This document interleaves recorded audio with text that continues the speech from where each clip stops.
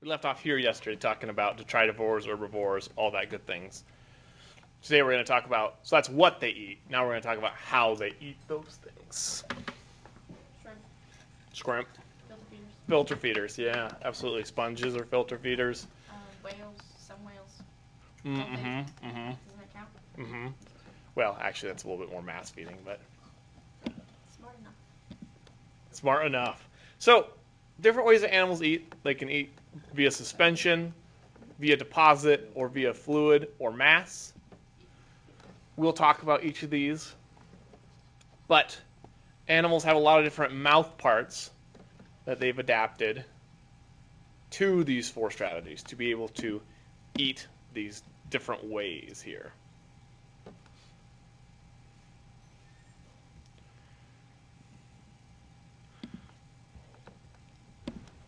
Being able to eat different things reduces competition.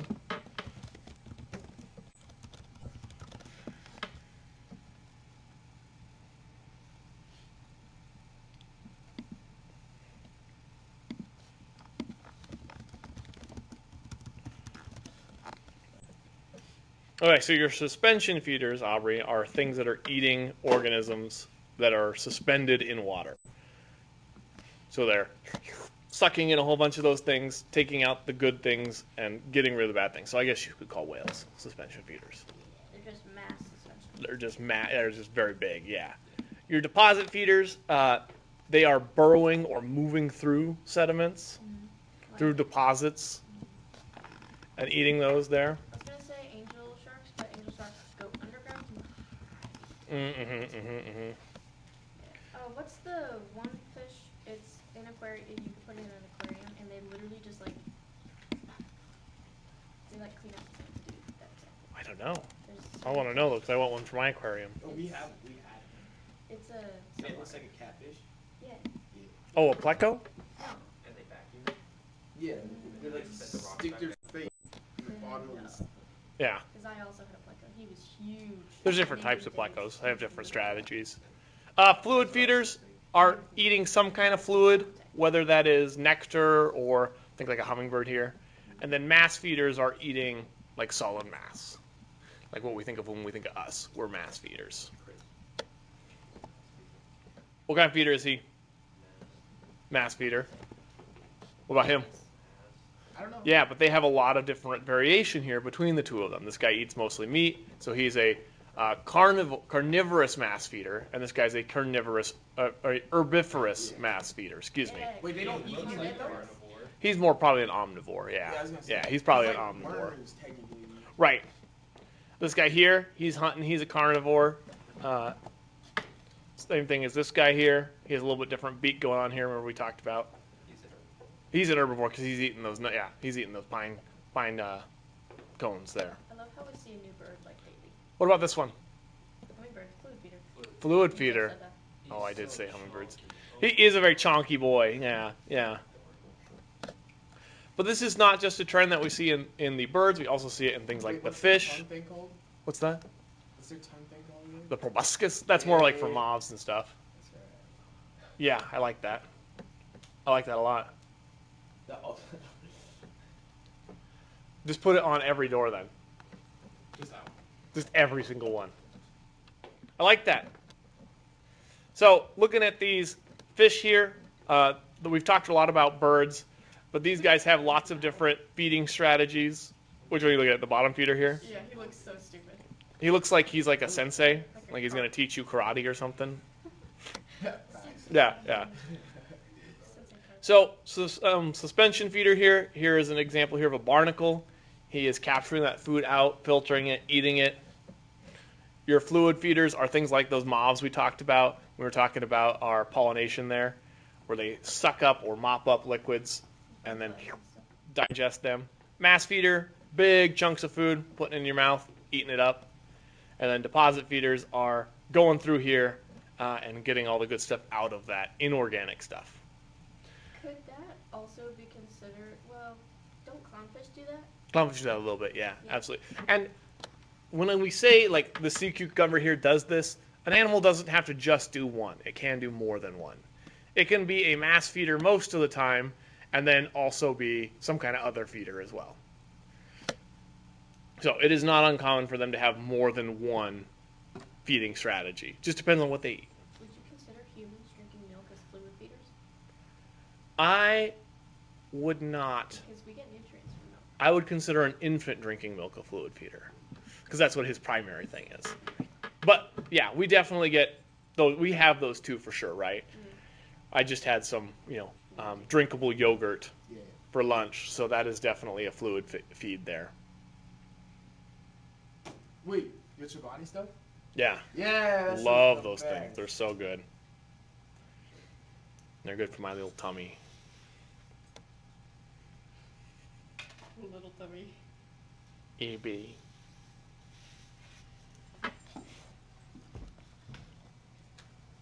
Okay, so we've talked a lot about animal feeding. There's a lot of diversity in movement. What are some reasons that an animal might need to move? Water, food. Water, food. Being hunted. Shelter. Not to be hunted, escaping from predators, for sure. Sheltered. How does moving help an animal be sheltered? Well, they can hide under. They can, stuff. yeah, absolutely. Stuff. Move to build? Sure. All these things are great. Those kind of last ones we're talking about are these dispersing to new habitats there. So the big reasons that animals move are to find food, to find a mate, Oh, I forgot about that. Nonsense. to escape from predators, and to disperse to new habitats. I know when we think about animals, we think about like predator and prey, and we think about all of those interactions. But remember that this drive to reproduce that all animals have is an important factor here.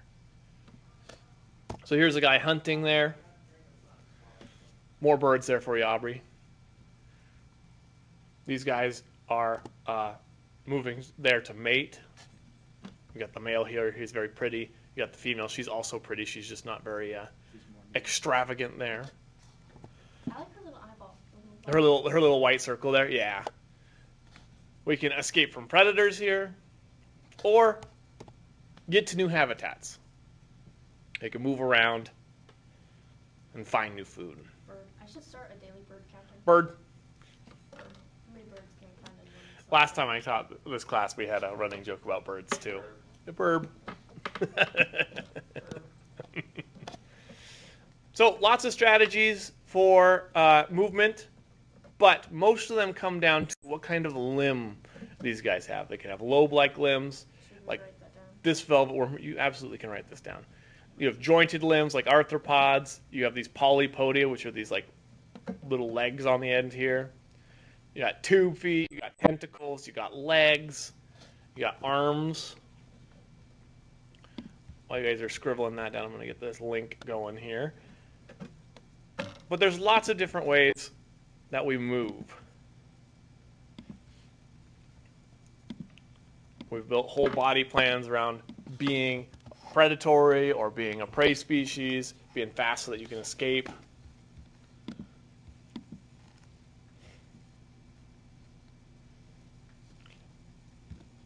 You look at our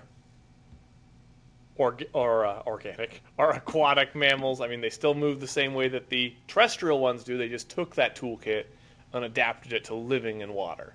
They still do the undulating spine up and down instead of the rest of your vertebrates, which go side to side, little fishy boys, or reptiles, or all the others. So Dolphin tail.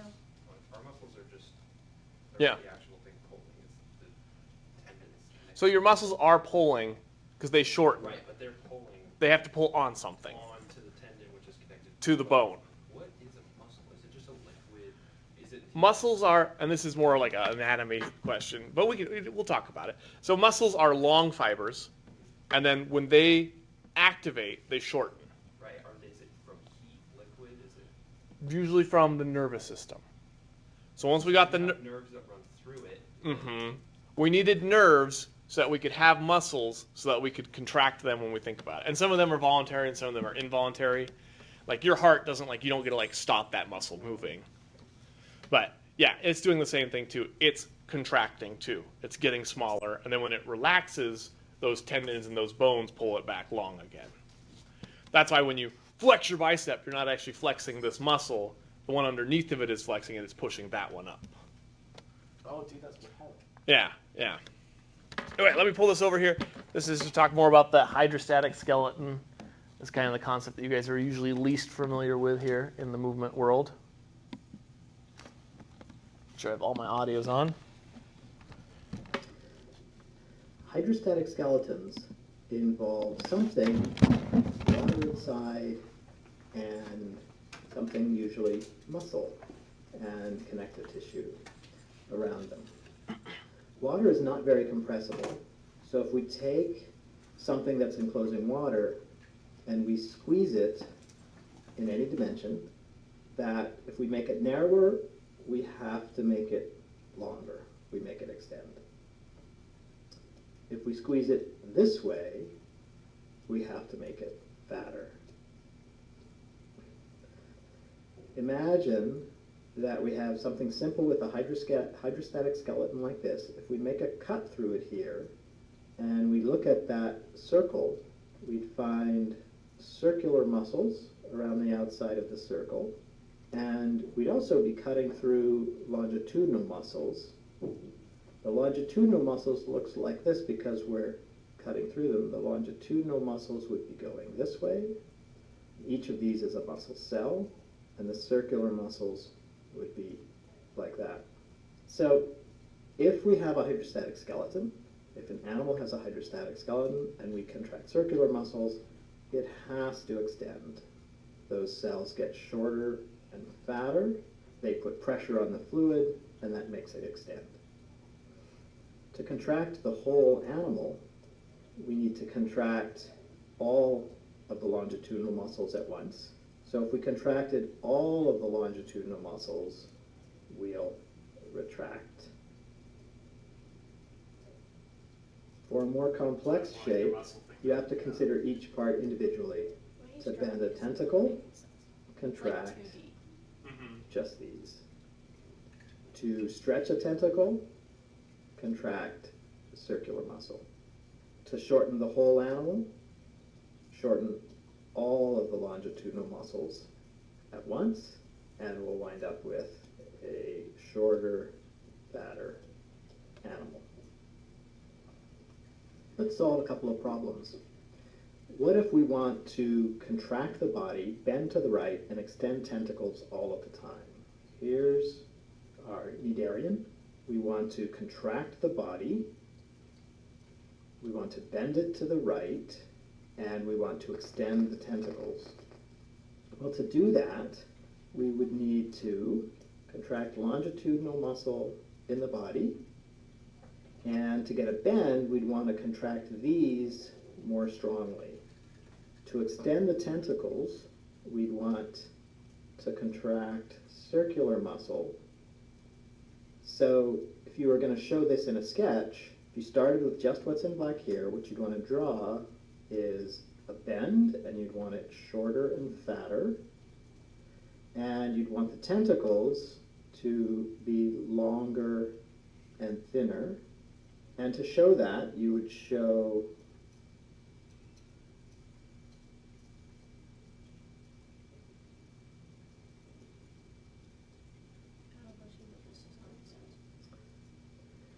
what about an annelid worm? Well, we've got an annelid worm.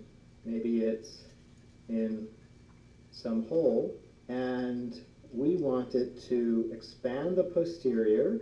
So expand the posterior, which might push it against the walls of the tube, and extend the anterior and bend it. So to do that, we want our worm to expand, so we're going to contract longitudinal muscles here, and then we want to contract circular muscles here. And so we're simultaneously pushing against the walls of this tube while we extend the worm out maybe to feed. And if we wanted to bend slightly to one side, we'd contract longitudinal muscles on the right side slightly.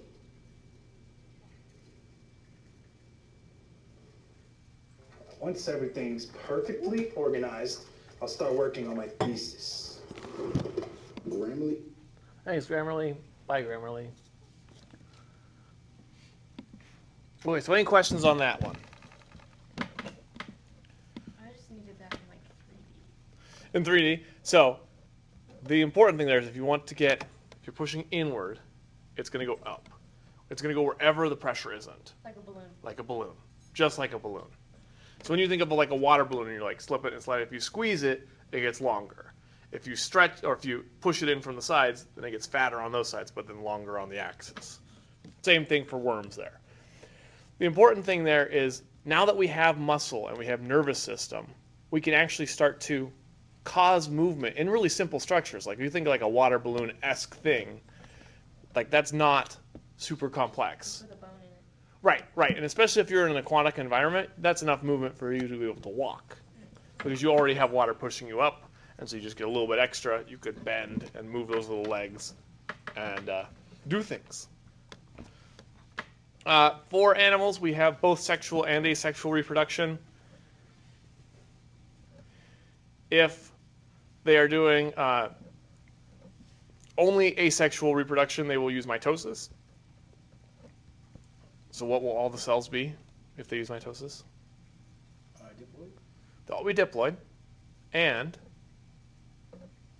what will their genetics look like? The same.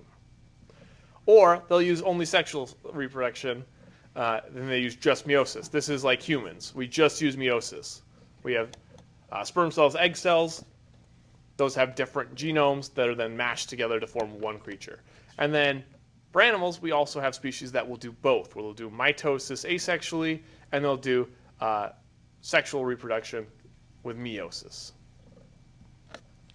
There's also a lot of differences in where fertilization happens. Remember, fertilization, every time we've talked about it so far, has been like the zygote forming there. And there's internal and external. You guys have already seen an external, where we talked about the salmon there.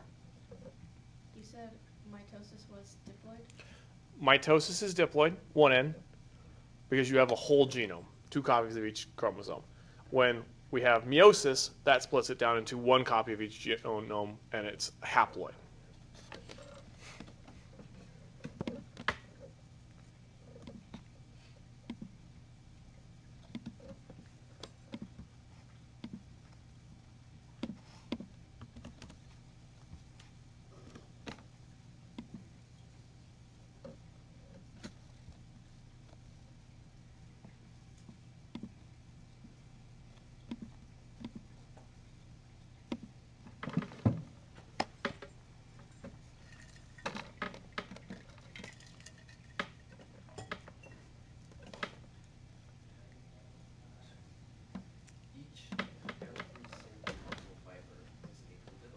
Cell.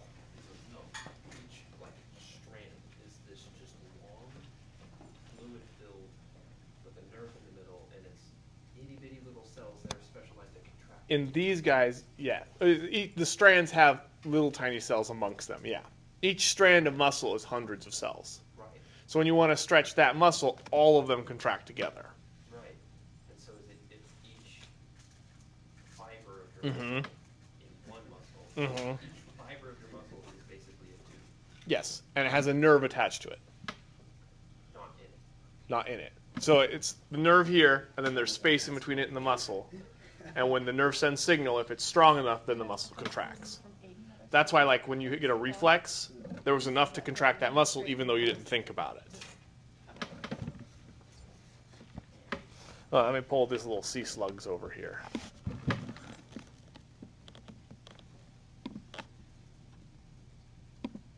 Dude, oh, I thought it was 2 seconds. It's like, Sea slugs are so cute. Just don't do it. yeah, that looks really cute. Are they mating? They are mating, yes. They're like big hands.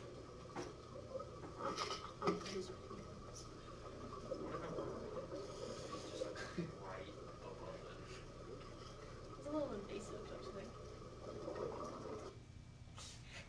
So, Okay, let me show you this very second quick one here. story, but so my manager Yeah. made himself Okay. And the one he was wearing yesterday said stud in gold on it. That's funny. It's not funny. He's like 35. IGA. What's the point of adult money if you can't spend it? Fair point. So all these animals having left the sea solved the problems of moving around and breathing air in their own differing ways. But there was another difficulty: mating. In the sea, animals need only release their eggs and sperm and the water mix the two together. On dry land, that couldn't happen, even for the most moisture-loving of creatures. An individual slug carries both male and female organs, but even then, that was of no help. Each had to both give and receive. Have you heard of the immortal slug? Somehow or other, pairs of individuals had to get together, and the ways they have evolved in which to do so are quite extraordinary indeed. Some of them are almost beyond imagining. The leopard slug, you might think, has the simplest of habits. Maybe, but not when it comes to mating. When an individual is looking for a partner, it gives its trail of slime a special taste that advertises the fact. Another, if it feels the same way, will detect the invitation and start to follow. The pursuer, to confirm that it's there and ready to mate, gives the pursued a nibble.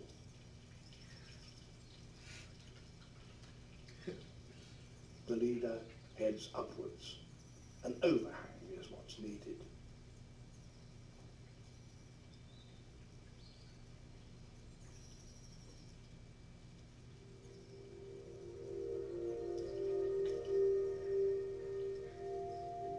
The underside of a branch will do very nicely. The two start to circle one another more and more closely until they entwine. For an hour or so, they continue to wind themselves around. No, Chris is blocked, dude. He is glued onto that.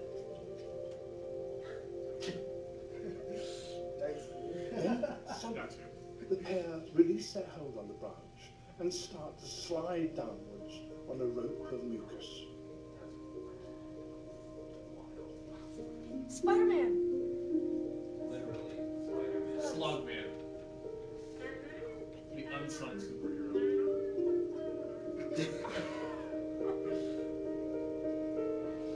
Now, in midair, they move to the next stage in their pairing. Did they go back up? Each everts its male organ from just behind its head. Hey, but it would be really funny if they just started going right back up. What the heck? Close your eyes, Chris. You can't. These grow longer and longer. It's like coming out of the side of its face. I feel like its Then body's not they stable. too begin to entwine. Gotta pass on the kids.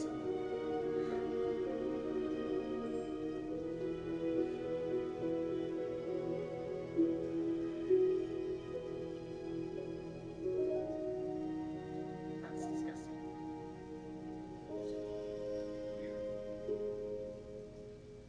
They fan out to form a translucent flower-like globe.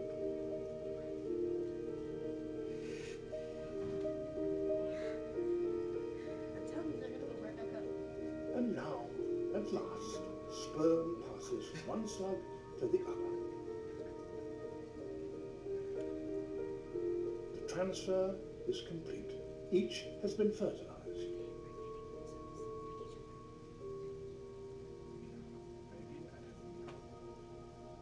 Are they impregnating each other? Yes. Wait, Finally, It goes their both ways. strange Because I heard genetic it. I heard relationship it say comes to an it's both. end It goes both ways. Yeah, they're different. with a pumpkin. And the babies died. And he died. what? That was really awkward. They died. I think it was worse. We're getting both love songs after. I know. Yeah. Very, very comedic timing there. Okay. So yes, slugs are hermaphroditic, meaning they have both male and female parts, but they can't self-fertilize. So they have to find a mate to do so. How do you spell that? Hermaphrodite? Yeah. H-E-R-M. What? H-E-R-M. PH Yep. RO. D-I-T. D-I-T-E. Dude, I can bomb in the good way spelling tests. Is there any at the end of that? Then how did you not spell that yourself? Hermaphroditic or hermaphrodites, yeah. Not spell it wrong because Either way.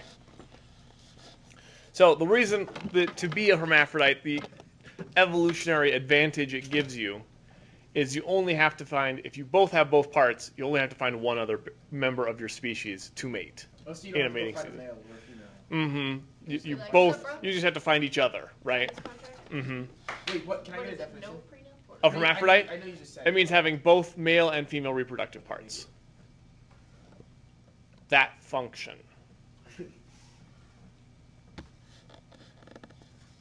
Yeah, that's a very awkward watch. Chris was locked in. What are you talking about? It is a very intricate dance that they do. I was really hoping they would go back up. Oh, that'd be That fun. would've been Yeah, funny. yeah, yeah. Like Spider-Man. Like they go back Like down. Spider-Man, yeah. Suck it in. Yeah, Slugman can only go down. He can't go back up. Yeah. Sexual. All right. You also have internal Oh. fertilization. You guys have been on a farm before. You've seen internal fertilization. Yeah. Yeah. The Oh my big God. advantage to Have you this, seen it with someone's arm? the big advantage to this, is retaining the embryo inside of you keeps it safer, gives it more nutrients, allows it longer before it is starting its life on its own.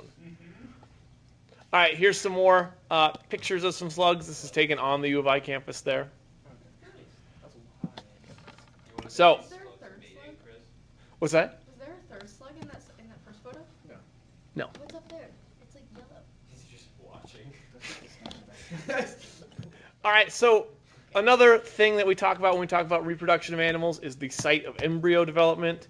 You can be viviparous, which means that you give birth to live young.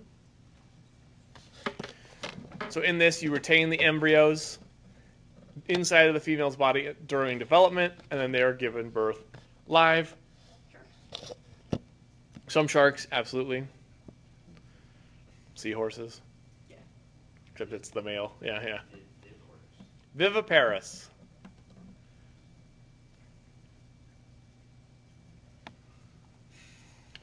In Spanish, vivir means to live. And it comes from the Latin language. It has Latin as its base. So same thing here. It means live bearing is what this viviparous means. It's most of your mammals, some sharks, some snakes. Examples of mammals that don't do that? We're getting there. Echidnas. Your monotremes. They lay eggs. I thought you were gonna say your male. Yeah. Like, hold on. That's backwards. That's really cool. There's only like 4 or 5 species. Yeah, yeah. Mammals were known We are. for all live birth. It's a different group of mammals. So you have 3 groups of mammals. You have the monotremes, you have the ones from the marsupials, and then you have the placental mammals. No, actually, it looked really gross. Oh wait, Hey. Oh, it's so bad. Sorry. oviparous means that you're an egg-bearing species. This is where you lay eggs outside, and they develop independently of the mother. They're nourished by yolk within the egg. So we're talking about frogs, lizards, some snakes. They get to be on both ends of that. Are there animals that retain the egg and it hatches inside? Yes. Yeah, I thought so. I've heard of them. I just Yes. don't know what does it. They're next. Oh. So ovo, think like if you remember back from your biology days when we talked about like egg and sperm, you could call the egg the ovum. Same thing here. This is a ovi means egg, and then we have that same I paris. was thinking ovule. Yeah, exactly. Wait, so are ones that produce eggs but and then bear the children egg inside and then they bred the children alive. Is that like, did we just slowly not need the egg anymore? And that was So is that a the big middle? point of that is Middle. we swapped out the egg for a different structure. Because in mammals we use the placenta Right. instead of an egg. So we just developed What? a non. No, it must have been a branch from hard-shelled eggs Mm-hmm. off Mm-hmm. at the same time. They probably came from the same place. They probably have the same ancestors. We all came from the same like reptilian base, absolutely, yeah. And then some of them became dinosaurs, some of them became reptiles, and some of them became us, for sure. And now we have birds. Are you guys ready for the next one? Nope. Yep. Okay. The last one here I wrote that so is ovoviviparous. Oh, Oh, all right. wait, fire? Fire drill.